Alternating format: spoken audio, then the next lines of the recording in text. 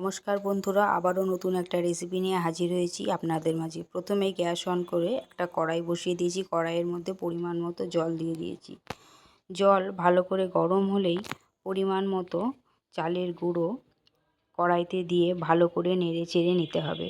খানিকক্ষণ নেড়ে চেড়ে নেওয়ার পর কড়াই থেকে একটা পাত্রে নামিয়ে আরও ভালো করে মেখে নিতে হবে। সামান্য পরিমাণে জল অ্যাড করতে হবে। ভালো করে মেখে নেওয়ার পর খানিকক্ষণ রেখে দিতে হবে। এইভাবে ফুটন্ত গরম জলে চালের গুঁড়ি মেখে নিলে পুলি নরম তুলতুলে হয়, এমনকি পরের দিনকেও নরম থাকে। খুব ভালোভাবে মশকে মেখে খানিকক্ষণ রেখে দিলে আরও ভালো হয়। এবারে হাতের সাহায্যে ছোট ছোট গোল করে নিতে হবে এবং পুর দেওয়ার জন্য আমি এখানে সন্দেশ ব্যবহার করেছি। আপনারা চাইলে নারকেলের পুর ব্যবহার করতে পারেন। হাতের সাহায্যে গোল করে নিয়ে এরপর পরিমাণ মতো সন্দেশ পুরের মধ্যে পুরে দিয়ে হাতের তালুর সাহায্যে পুলির আকৃতি করে নিতে হবে। পুলির সাইজ আপনারা আপনাদের মাপ অনুযায়ী করবেন। আমি আমার মাপ অনুযায়ী করেছি, তবে ছোট ছোট করলেই দেখতে বেশি সুন্দর লাগে।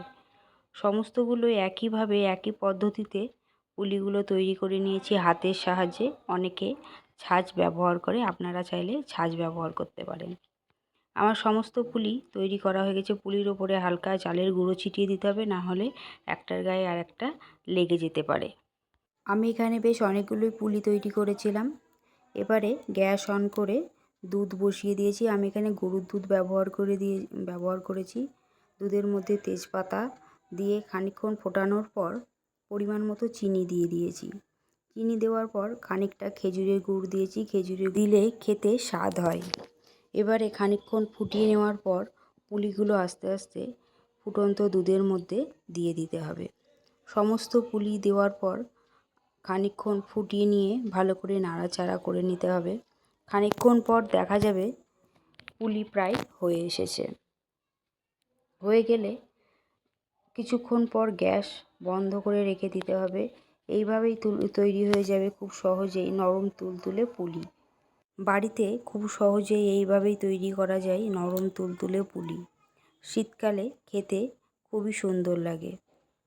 আপনারা চাইলে একই পদ্ধতিতে খুব সহজেই বাড়িতে পুলি তৈরি করতে পারেন। আমি এখানে গরুর দুধ ব্যবহার করেছি। আপনারা চাইলে আমল দুধ কিংবা প্যাকেট দুধ ব্যবহার করতে পারেন।